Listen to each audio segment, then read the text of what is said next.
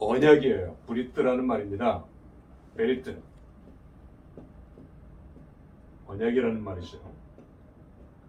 언약이 어떤 건지 라합은 알고 있었어요. 언약을 어기면 하나님 쪼갠다는 거죠. 언약은 생명을 걸고 지키는 것이라는 겁니다.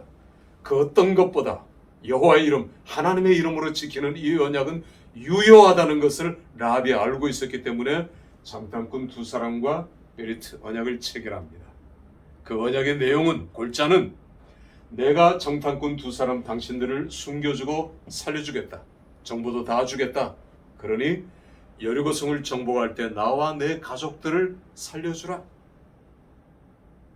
베리트 언약을 체결합니다. 그리고 이 언약대로 라합은 두 사람을 숨겨주고 두 사람은 도망쳐서 빠져나가죠. 그리고 여리고성이 함락됩니다. 두 사람 중에 한 사람, 살몬과 라합은 결혼하게 돼요. 살몬은 장자 지파, 유다 지파의 차세 리더입니다. 리더. 그러나 리더로서의 모든 것을 살몬은 내려놓고 유다 땅을 불화받죠. 베들레헴, 당신은 산골 중에 산골입니다. 그 베들레헴에 아무도 모르는 곳에 라합을 데리고 들어가서 터를 잡고 살게 됩니다. 그리고 살몬과 라합 사이에 낳은 아들이 누굽니까? 보아스죠. 우리가 아는 대로 보아스. 아들이 없던 보아스는 룻을 통해서 누구를 낳습니까? 오벳을 낳죠. 오벳은 명사고요. 동사는 아바드입니다. 아바드는 섬긴다, 봉사한다, 예배한다 동사예요. 오벳은 섬기는 사람, 봉사하는 사람, 예배하는 사람. 오벳은 그렇게 살았을 겁니다. 유대인들은 이름대로 사니까요. 오벳이 이새를 낳고 이새가 다윗을 낳고 예수 그리스도로 이어지는 구속사예요. 구속사입니다. 우리가 성경을 구속사적으로 해석할 때는 이런 구속사를 볼 줄 알아야 되겠죠. 모세도 마찬가지고 다 인물들이 마찬가지예요. 보아스는 자기 어머니가 이방 여인이라는 걸 알고 있었기 때문에 이방 여인이었던 룻을 받아들이는데 주저함이 없었죠.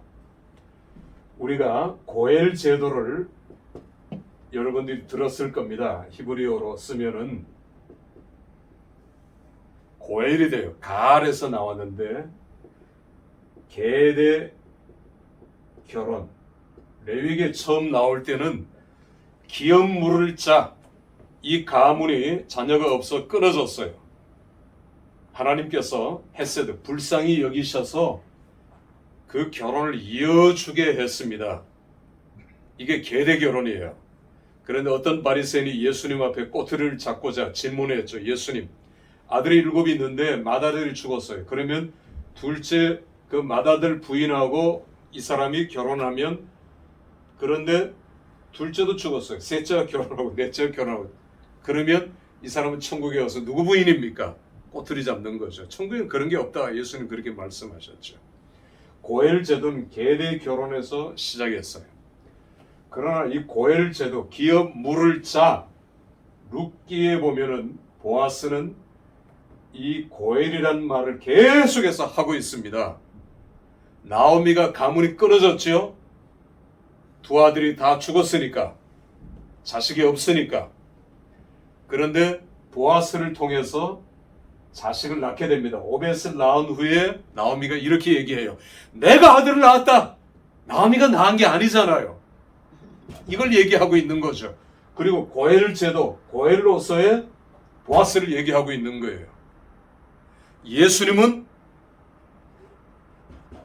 고엘로 오신 거죠. 그래서 이사야서에 보면은 구속자를 고엘이라고 합니다. 고엘 해석을 구속자, 구속자로 오실 메시아, 구속자로 오실, 장차 오실 메시아, 고엘로 오실 메시아를 계속해서 예언하고 있어요. 구속사적 해석이죠. 기업 물을 자로 출발했지만 그러나 이사야서에는 구속자로 나오고 있고 구속자로 오시는 메시아를 가르치고 있는 것입니다. 자, 이 라합에게서 이제 보아스는 예수 그리스도의 모형이라 하죠. 모형. 고엘이었으니까. 고엘로 오시는 예수님이니까. 자, 이제 기독론적 해석을 중점적으로 살펴본다면 보아스는 예수 그리스도의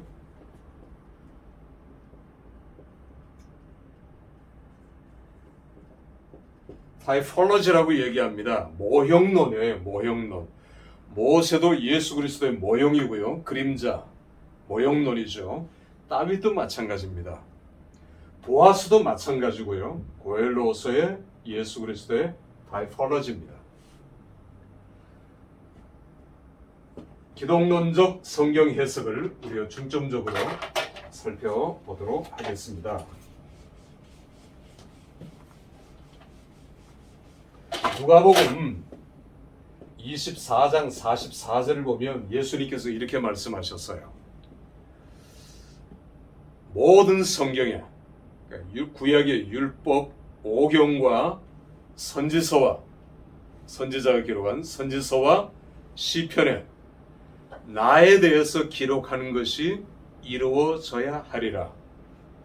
그러니까 구약 성경에 예수님에 대한 말씀이 다 이루어져야 하리라.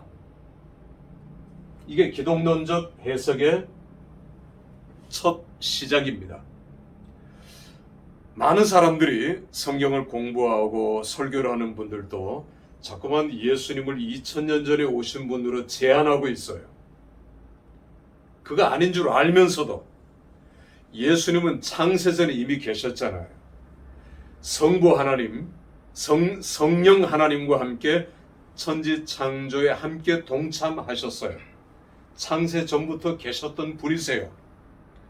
그러니까 구약 성경에 예수님 말씀하신 대로 오경과 시편과 선지서에 예수님께서 나타나셨어요. 보여주셨어요. 근데 이걸 사람들이 잘 몰라요. 이걸 만약에 모른 체하고 이걸 부인하고 이걸 강조하지 않고 신약 성경만 가르치고 공부한다면 우리는 예수님이 어떤 분인지 절반만 알고 있는 거예요. 그래서 기독론적 성경 해석은 예수 중심의 해석입니다. 예수 그리스도 중심의 해석이에요. 구약에서는 예수 그리스도를 찾아내야 돼요. 그 첫 번째가 타이폴로지입니다. 여러분, 구약 성경에서 예수님을 찾아낸다? 이건 가장 기본적인 것인데 많은 사람들이 이걸 놓치고 있거든요. 자, 이걸 생각하면서 구약에 나타나시는 예수님, 구약 성경 속에서 보여주신 예수님, 이렇게 성경을 읽으면 창세기부터 달라져요. 이 눈이 뜨져야 돼요. 어떤 목사님은 제게 성경을 보는 눈이 달라졌다 이런 표현도 쓰는데 성경을 보는 눈이 다릅니다. 그냥 성경을 읽으면 물론 그것도 중요하지만 기독론적 성경 해석을 안 하면 예를 들어서 모세에 대해서 설교합니다. 결론도 모세에 대해서 맞춰요. 그러면 교훈적 설교밖에 안 돼요. 다윗이 위대하지만 결론을 다윗으로 맺으면 교훈적 설교밖에 안 된다는 겁니다. 모세로 시작했건 다윗으로 시작했건 설교의 결론은 누구로 맺혀져야 합니까? 예수 그리스도입니다. 예수 그리스도. 이것이 기독론적 성경 해석 방법이고 기독론적 설교예요. 기독론적 설교를 해야 합니다. 한국교회 방송에 나오는 목사님들 설교를 가만 들어보셔요. 거의 90%, 95%, 어쩌면 98%까지 교훈적 설교예요. 교훈적 설교. 교훈적 설교가 잘못됐다는 건 아닙니다. 우리에게 역시 감동을 주고 은혜를 끼치고 맞는 말씀이지만 그러나 비브리칼 프리처, 성경적 설교는 아니란 말입니다. 자, 기독론적 성경 해석, 기독론적 설교. 우리는 여기서부터 강의 설교를 만들어 나가야 돼요. 헤돈 로빈슨이라고 우리 신학교는 아까 제가 웨민이나 프린스턴 얘기도 하고 미국의 페이스 신학교도 얘기했지만 텍사스에 가면 달라스 신학교가 있습니다. 이 달라스 신학교는 강해 설교로 세계에서 제일 유명한 신학교예요. 이 신학교는 제가 다른 그 과목에서도 이 표현을 썼지만은 미국의 FBI나 CIA에서 교육을 시키는 방식을 그대로 채택을 해요. 무슨 얘기냐면 영화 한 편을 보여주면서 주인공이 입은 옷 색깔, 신발, 안경은 어떤 안경을 꼈느냐, 이 주인공은 어떤 핸드백을 들었느냐 시험을 보게 해요. 관찰 훈련이죠. 처음에는 다 빵점입니다. 관심 없이 봤거든요. 그런데 이게 2번, 3번 반복하면 나중에는 점수가 조금씩 올라갑니다. 관찰력. 여러분 큐티를 할 때도 제일 중요한 건 뭡니까? 관찰이잖아요. 관찰을 잘못하면 그러니까 이런 관찰 훈련을 시켜요. 성경을 읽을 때에 가령 아브라함에 대해서 이 관찰 훈련이 잘 되어 있으면 아브라함에 대해서 마치 영상으로 보는 것 같이 실제로 아브라함과 대화하는 것 같은 비슷하게 100%는 안 되겠지만 아브라함이 입은 옷도 우리가 유추 해석을 할 수 있고요. 아브라함이 사는 집도 유추 해석을 할 수 있는 거예요. 달라스 신학교 교수진들이 그 우리 한국에 번역된 그게 제가 볼 때는 제일 유명한 주석이에요. 두란노 서원에서 나온 그 책을 주석했어요. 뭐 정권이죠. 성경 66권. 달라스 신학교의 어떤 성경 강해 그리고 설교. 헤돈 로빈슨 교수는 달라스 신학교에서 27년간 설교학을 가르쳤는데 이분이 강조하는 건 내러티브예요. 제가 여기다 조금 더 붙였습니다. 조금 더 이렇게 붙여나가는 거죠. 이분에게만 소개하는 것이 아니라. 제가 하는 얘기입니다. 성경은 내러티브로 되어 있어요. 이야기로 되어 있다는 겁니다. 어느 정도는 이해하죠. 창세기부터 이야기체로 되어 있지 않습니까? 얘기로. 자유주의 신학자들은 아브라함 얘기, 노아의 얘기를 캐리그마라고 해요. 캐리그마는 소라예요. 소라. 역사적인 사실이 아니라고 가르치는 겁니다. 이건 무서운 거죠. 왜 신학을 공부합니까? 성경이 하나님 말씀이 아니라면. 노아는 아브라함은 그리고 성경 창조는 분명한 역사적인 사실인 것을 우리는 믿잖아요. 또 그런 뒷받침, 이 모든 것들을 고고학적인 것. 근데 이 사람들은 아니라 하고 아닌 것만 얘기를 해요. 놀랄 노짜죠. 성경은 내러티브입니다. 이 얘기. 그런데 시편 정도에 오면 사람들이 고개를 갸웃갸웃하죠. 시편이 무슨 내러티브냐고 얘기합니다. 그런데 여러분 시편도 내러티브입니다. 1편부터 내러티브라고 생각하고 자세히 읽어보셔요. 시편도 이야기체로 되어 있어요. 이야기체로.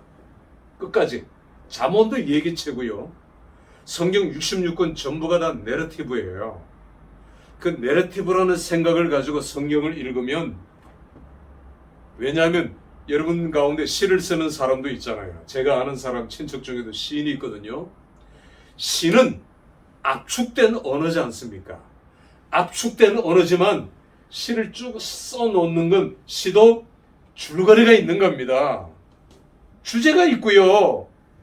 그냥 단편적인 언어의 조합이나 단어의 조합이 아니란 말입니다. 그러니까 시편을 누가 내러티브가 아니라고 얘기할 수 있겠어요. 시편을 자세히 읽어보면 저는 시편을 가르칠 때 시편 내용보다 더 중요한 것은 배경이에요. 배경. 역사적인 배경. 이 배경을 이해하지 못하고 시편을 이해할 수가 없어요. 그래서 배경부터 가르칩니다. 그러면 이건 자연스럽게 해석이 되어버려요.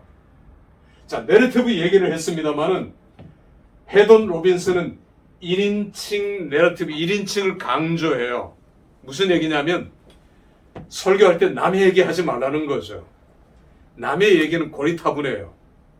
우리도 옛날에는 예화를 쓸 때 남의 얘기하면 좀 먹혔어요. 지금은요, 성도들이 핸드폰 켜고 검색합니다. 그리고 그 예화가 맞는지, 목사님이 그 예화를 바로 사용하는지, 지금은 그런 시대예요. 성도들이 다 그렇게 하는 건 아니지만 그런 성도들이 있단 말입니다. 웬만한 신학 강의는 인터넷 보는 게 훨씬 나을 수도 있어요. 그럼 신학교가 왜 필요합니까? 우리가 그런 신학교가 되지 않겠다는 거죠. 자, 다시 돌아가서 1인칭 화법, 1인칭 내러티브를 그래서 필요로 이게 중요하다는 겁니다. 남의 얘기는 감동이 없어요. 자기 얘기를 해야 돼요. 내가 어떤 경험을 했다. 내가 누구를 만났다. 그러면 사람들이 관심 있게 듣지요. 누가 A라는 사람이 B라는 사람을 그러면 관심이 없어요. 관심이 덜하죠. 그래서 1인칭 화법, 1인칭 내러티브로 바꾸는 방법.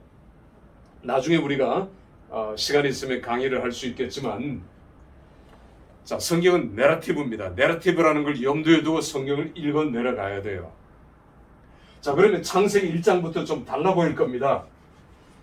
자, 오늘은 제가 어떤 간략적인 것만 여러분들과 나누도록 하겠습니다. 창세기 1장 1절부터 우리는 기독론적 성경 해석을 한번 해보십시다. 본론부터 바로 들어가죠. 서론 집어치우고요. 자, 창세기 1장 1절부터 예수님 찾아보세요. 예수님 보이나? 우리가 그렇게 성경 해석을 안 했지 않습니까? 대부분 뭔 예수님을 찾아요. 근데 예수님이 있단 말입니다. 창세기 1장 1절은 히브리어로 이렇게 시작합니다. 베레시트 바라 엘로임 에드 하샤마임 베에드 하아레츠. 엘로힘 있어요. 엘로힘. 성부 하나님입니다. 하나님 나와요. 엘로힘. 엘로힘이라는 하나님의 이름을 쓸 때는 전능하신 하나님입니다. 전능하신 하나님. 언약을 얘기할 때는 하나님의 호칭이 바뀌어요. 야훼, 여호와입니다. 여호와. 우리도 교회에서는 윤은선 목사님이, 김영수 목사님이 아버지지만 교회 가서는 아버지 안 하잖아요. 또 남편, 누가 아빠 이렇게 얘기하지 않잖아요. 호칭이 달라집니다. 우리가 성경에 나오는 호칭도 눈여겨봐야 돼요. 그냥 성경을 읽어버리면 의미가 없어요. 엘로힘이 나오면 지금 전능하신 하나님을 보여주기 위해서 엘로힘을 썼구나. 그러죠? 창세기 1장 1절이니까 대초에 하나님 천지를 창조하시고 무에서 유를 창조하시고 전능하신 하나님이니까 엘로힘을 쓴 겁니다. 그러나 2장부터는 엘로힘 다음에 여호와 야훼가 붙어 있는 거예요. 언약을 얘기해야 됩니다. 이제는 아담 언약을 2장부터 얘기하기 위해서 하나님에 대한 호칭이 바뀌어지는 거예요. 그러니까 모든 하나님에 대한 호칭을 성경을 읽을 때 제일 많이 나오는 게 여호와니까 여호와가 나오면 지금 언약을 얘기하고 있구나. 이렇게 성경에 접근을 해야 돼요. 자, 엘로힘이 나왔습니다. 엘로힘. 땅을 혼돈하고 무질서를 나타내죠. 공허하고 흑암이 기품이 있고 막 엉클어져 있는 가스 덩어리가 연상될 겁니다. 헬라어로 카오스라고 하죠. 카오스. 카오스의 형태에 뭐가 들어갑니까? 하나님의 신, The Spirit of God, Holy Spirit. 성령이 들어가. 푸시케. 히브리어 성경에는 성령이 들어갑니다. 성령이. 푸시케. 성령이 들어가니까 어떻게 됩니까? 이제는 궁창이 나뉘어지고 하나님의 새로운 역사가 펼쳐지죠. 자, 1차적으로 천지창조가 시작되었습니다. 천지창조의 본론이 시작되면서 제일 먼저 뭐가 있으라 했어요? 빛이 있으라. 빛이. 이제 천지창조의 본론인데 우리말 성경이 빛으로 했지만 히브리어 성경을 읽으면 정관사 하가 있어요. 하가. 그 빛입니다. 그 빛이 있으라. 히브리어의 정관사, 제가 나중에 히브리어도 물론 가르치고 하지만 히브리어의 정관사는 굉장히 중요해요. 그냥 고유명사하고 보통 명사하고 달라요. 정관사가 붙으면 고유명사가 됩니다. 그 빛이에요. 하나밖에 없는 빛이죠. 보통 명사의 빛이 아닙니다. 오루. 그냥 빛이 아니에요. 이런저런 빛이 아닙니다. 태양빛, 달빛 이게 아닙니다. 그 빛, 그 빛을 가리켜요. 그 빛이 누군지 잘 모르죠. 아직까지 잘 몰라요. 앞에 정원사가 붙어서 그 빛을 가리키는구나 이렇게 알죠. 그러나 기독론적으로 해석하면 그 빛은 예수 그리스도를 가리킵니다. 왜냐하면 성경은 다 짝이 있다 했죠. 짝이 있죠. 절도 짝이 있고 장도 짝이 있고 성경책도 짝이 있습니다. 요한계시록과 창세기는 짝이에요. 시작과 마지막, 시작했고 마치고 다 짝이 있습니다. 맞춰보면 창세기 1장의 짝은 어딜까요? 요한복음 1장입니다. 요한복음 1장. In the beginning, in the beginning. 똑같이 시작해요. 태초에 말씀이 계시니라. 태초에 똑같이 시작합니다. 그러면서 비교해 보세요. 창세기 1장과 요한복음 1장은 창세기 1장의 데칼코마니예요. 이렇게 이제 물감을 떨어뜨리고 딱 접으면 나비 모양도 나오고 이렇게 하는데 똑같지 않습니까? 그러니까 요한복음 1장은 창세기 1장의 인터프리테이션이에요. 해석입니다. 재해석이고요. 그래서 똑같이 시작하는 겁니다. 창세 시작하고 빛에 대해서 말씀하시고 요한복음 1장도 빛에 대해서 역시 헬라어 성경에도 터입니다. 정관사예요. 정관사가 붙었어요. 그 빛 똑같아요. 그 빛. 그 빛에 대해서 말씀을 사람들은 그 빛을 몰랐어요. 해석을 하는 거예요. 요한복음 1장은 창세기 1장의 인터프리테이션이다. 해석을 하고 있는 것입니다. 그 빛이 왔는데 사람들은 몰랐어요. 그러면서 빛에 대해서 쭉 설명하고 있죠. 빛입니다. 짝입니다. 계속 뒤로 내려가면 14절에 인카네이션, 성육신에 대해서 나오잖아요. 말씀이 육신이 되어 우리 가운데 거하셔, take ment, make tent, 텐트를 치시고 우리 가운데 거하시고 쉐키나입니다. 쉐키네 우리 가운데 거하시고 들어오시고 이렇게 요한복음 1장과 창세기 1장은 똑같다는 말이에요. 이게 기독론적 해석이에요. 구약 성경 속에서 예수님을 찾아내자는 겁니다. 천지창조 같이 하셨고 끝났다 이게 아니에요. 그리고 신약 성경에 나타나셨다 이거 아닙니다. 이거 아니잖아요. 구약 성경에 나타나신 예수님 이걸 알면 너무너무 황홀해요.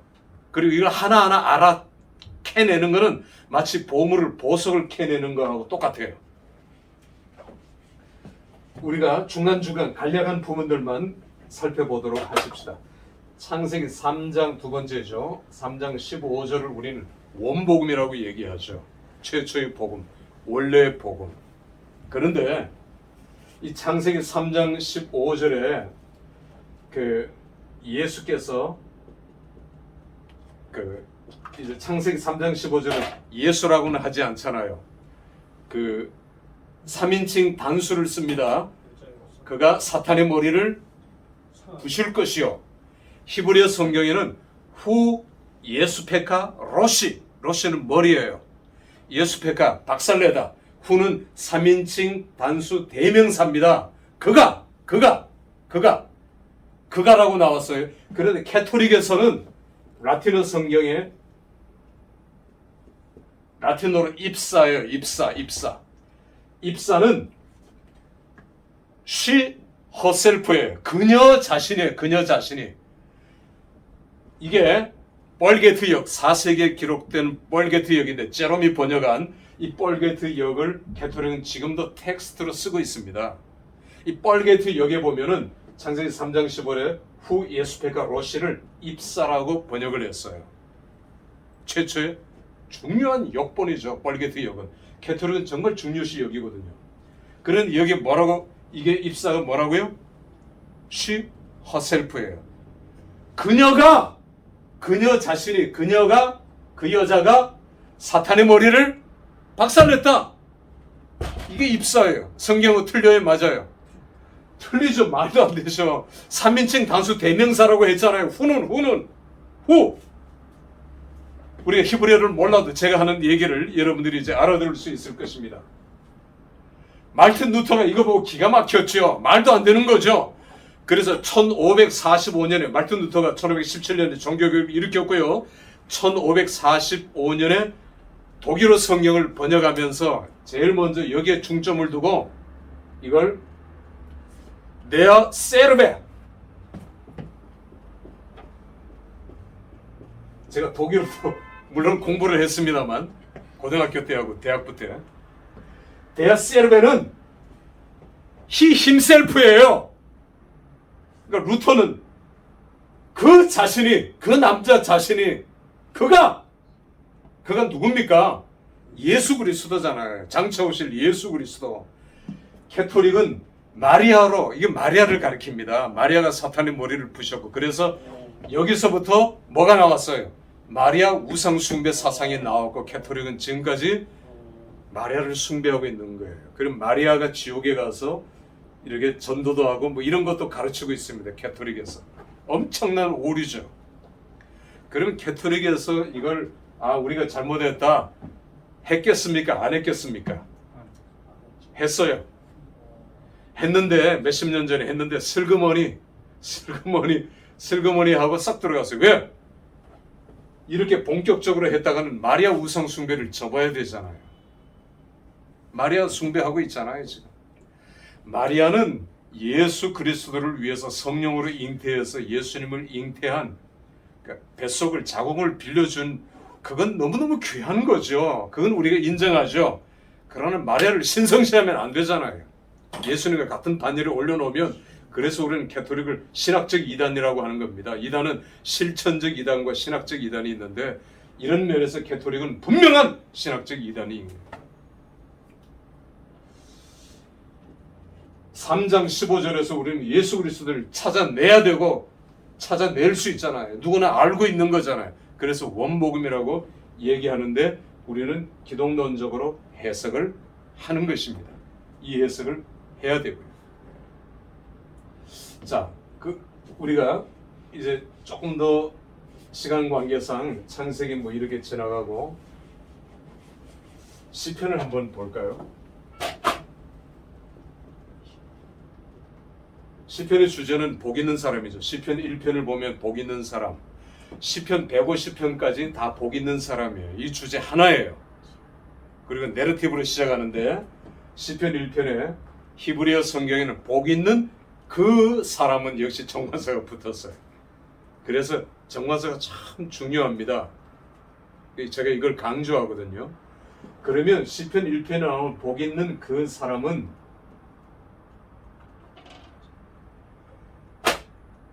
복 있는 그 사람은 누굴까요? 누굴까요? 이 생각을 가지고 시편을 읽어 내려가 보십시오. 누군가? 시편의 1편에는 우리가 기독론적 해석이라는 걸 이걸 전제로 하면은 예수 그리스도가 보입니다만은 시편 1편에는 잘 안 보여요. 우리말 성경에는 안 보이는데 히브리어 성경을 보면 정관사가 붙어 있잖아요. 그 사람. 누가 복 있는 사람입니까? 누가 우리에게 복을 주는 사람입니까? 누가 복된 사람입니까? 시편은 그걸 얘기하고 있는 거예요. 그런데 시편 2편에 가서 보면은 그 아들이라고 얘기하잖아요. 그죠? 그 아들, 하나님께서 내 아들 이꼴 나의 왕과 동격이란 말입니다. 동격이에요. 왕이에요. 왕으로 오실.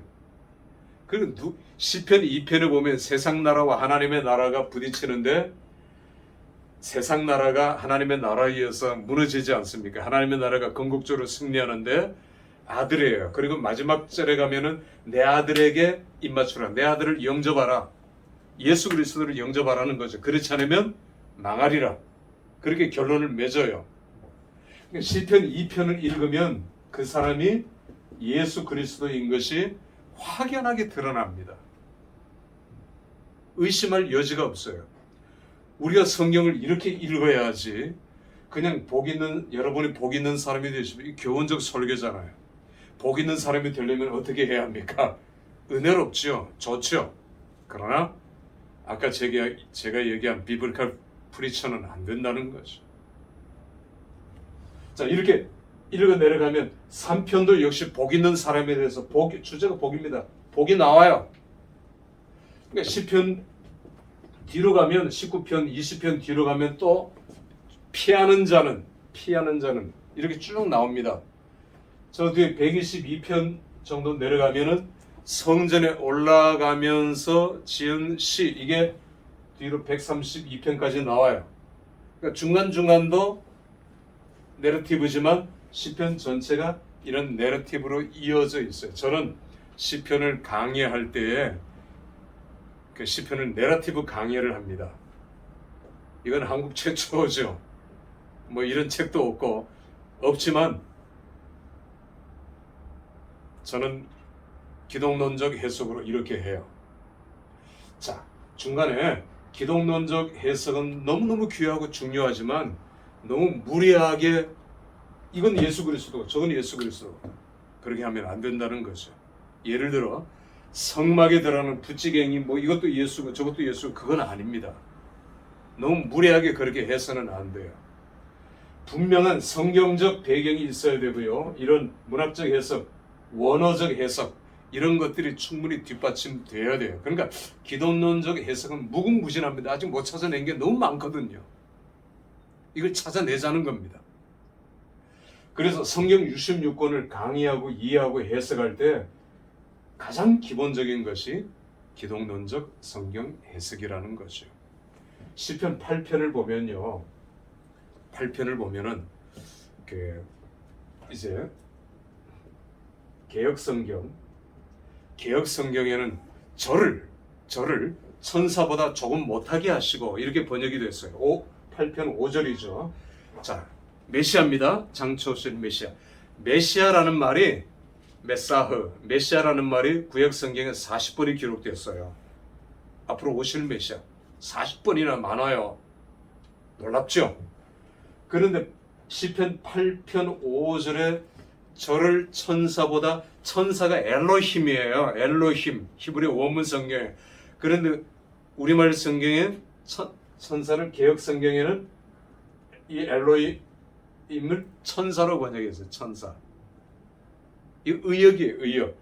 저를 예수 그리스도를 엘로힘 하나님보다 조금 못하게 하시고 낮추시고 그 다음에 계속 시편 8편 그랬다가 다시 올리지 않습니까? 이게 기독론적 해석이잖아요. 왜? 예수에 대해서 지금 해석하고 있잖아요. 의역을 한 거예요. 예수에 대해서 지금 얘기하고 있는 겁니다. 그런데 개역개정, 지금 가지고 있는 개역개정에는 어떻게 번역했느냐 하면 엘로힘을 하나님이라고 그냥 직역을 했어요. 저가 하나님보다 조금 못하게 하시면 하나님보다 못하게 하시면 이렇게 번역했거든요. 맞죠? 여러분이 가지고 있는 성경 직역을 했단 말입니다. 그 기독론적 해석이 안 보여요. 이게 개역개정의 약점이에요. 그러니까 지난번 개역 성경은 이런 면에서는 더 좋아요. 의역을 했단 말입니다. 의역을. 천사보다 조금 못하게 하셔서 예수님을 바닥으로 떨어뜨리시고 다시 이렇게 올리시는 장면이 시편 8편에 기록이 되어 있잖아요. 개역 성경은 의역을 했고 개역 개정은 직역을 했단 말입니다. 제가 구약 성경을 이렇게 가르치면서 특별히 언약 신학을 가르치면서 그 언약이라는 말, 베리트라는 말을 그냥 써야 돼요. 사실은 언약이라고 하든지. 그런데 다 바꾸어서 맹세라고도 번역했고 어떤 데는 서약이라도 번역했고 어떤 데는 약속이라고도 번역했단 말입니다.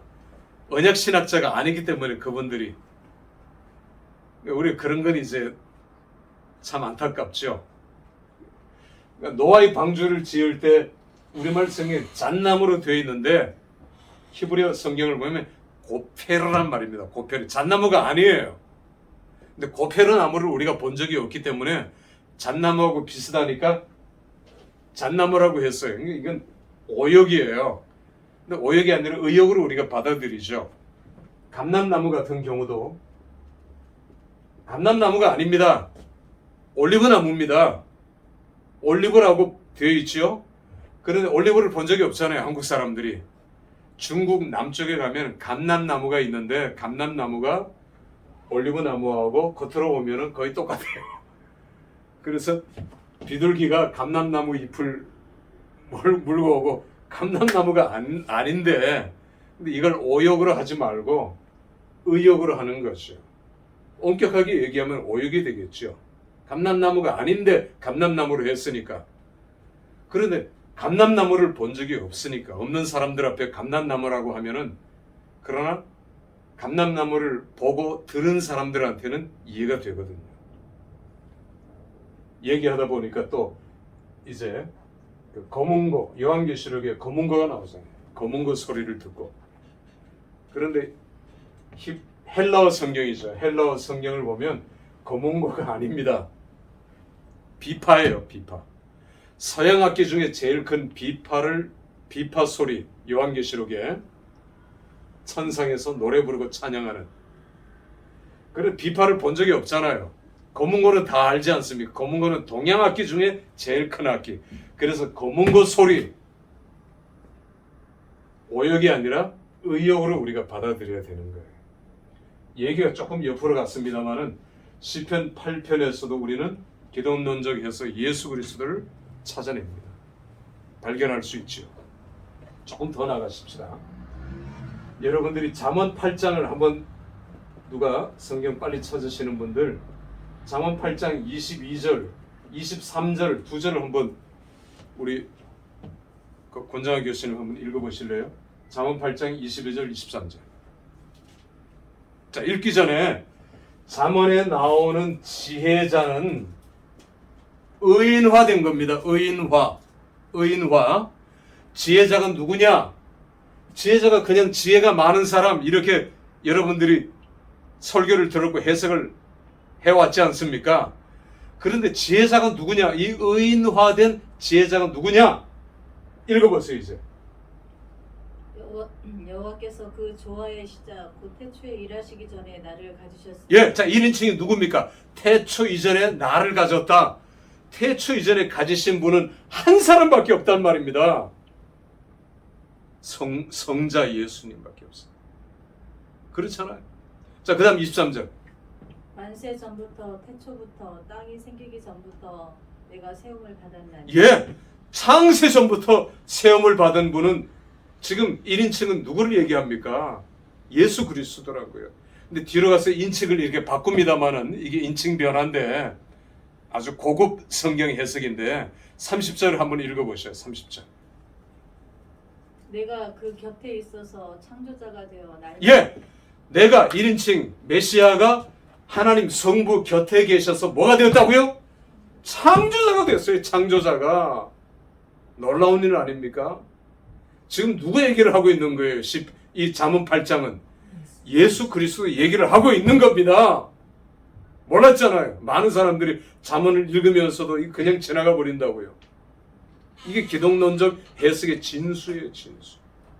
그러니까 잠언에 나오는 지혜자, 의인화된 지혜자는 장차 오실 메시아 예수 그리스도를 가리키고 있는 거예요. 분명한 겁니다. 분명한 거. 뒤에 가서 33절을 읽어보셔요. 훈계를 들어서 지혜를 얻으라. 그것을 버리지 말라. 35절. 대저 나를 얻는 자는 생명을 얻고. 자, 나를 얻는 자는 신약에서 많이 듣던 말씀 아닙니까? 예수 그리스도를 영접하는 자는 뭘 얻겠고? 생명. 거긴 생명이라고 되어 있지만 영생이잖아요. 그게 저게. 영생을 얻고. 그러니까 잠언 8장은 예수 그리스도 장차 오실 메시아에 대해서 명확하게, 이것보다 더 명확하게 어떻게 보여줄 수 있냐는 말입니다. 기독론적 해석에 눈을 뜨면은 구약 성경이 다르게 보여져요. 그러니까 이런 시각으로 읽어 내려가야 됩니다. 사사기에 보면은 사사기 13장에 삼손의 부모가 삼손을 낳으면서 이름을 가르쳐 주죠. 주의 사자가. 근데 마노아가 삼손의 아버지가 그 천사를 붙들고 제발 당신 이름만이라도 내게 가르쳐 주세요. 이름만이라도. 안 가르쳐 줍니다. 그런데 하도 간청하니까 여호와의 사자가 18절에 이름을 가르쳐 줘요. 내 이름은 기묘라 합니다. 기묘. 기묘는 예수 그리스도의 별명이에요. 이사야서에 나와 있는 것 같아요. 53장. 이사야 53장 얘기가 나왔는데 유대인들은 지금 아직도 이사야 53장이 금서예요. 금서. 못 읽게 합니다. 왜? 이사야 53장을 읽으면 예수 그리스도 메시아가 명확하게 보이기 때문에 그렇죠. 그래서 우리는 기독론적 성경 해석을 하지 않으면 안 된다는 것입니다. 그냥 구약 성경을 읽을 때 모세에 대해서, 다윗에 대해서 설교를 했다 할지라도 마지막 결론은 예수 그리스도로 맞추지 않으면 안 된다. 왜? 예수 그리스도가 성경 전체의 중심 인물이잖아요. 예수 그리스도가 없이 설교한다? 그건 제일 중요한 정말 농담하듯이 안고 없는 찐빵이요 고무줄 없는 팬티라는 말입니다. 신약 성경에는 예수 그리스도 중심의 해석을 해야 돼요. 그러니까 신약 성경을 설교하면서도 바울 얘기를 시작해서 바울로 끝마치면 안 된다는 말입니다. 반드시 예수 그리스도로 결혼을 맺어야 된다는 거죠. 오늘 첫째 시간이라 타이폴로지를 중심으로 모형 중심으로 얘기를 했습니다. 이삭도 예수 그리스도는 모형이고요. 이삭이 자기가 이제 제물로 되어질 장작을 짊어지고 모리아산 위로 올라가는 그 장면이 2000년 후에 오실 메시아 예수 그리스도가 십자가 지는 시뮬레이션을 지금 하고 있잖아요. 누워서 제물로 바쳐지는 그런 장면. 이삭은 죄가 없음에도 예수 그리스도의 명확한 타이폴로지라는 말입니다. 여기 가장 기초이면서 가장 중요한 것이라는 것이죠. 자, 이제 오늘 우리가 시간이 조금 줄이기 위해서 다음 이제 시간에는 뒤에 이어서 그렇게 진행하도록 하겠습니다. 여러분 감사합니다. 이렇게 특강을 마치도록 하겠습니다.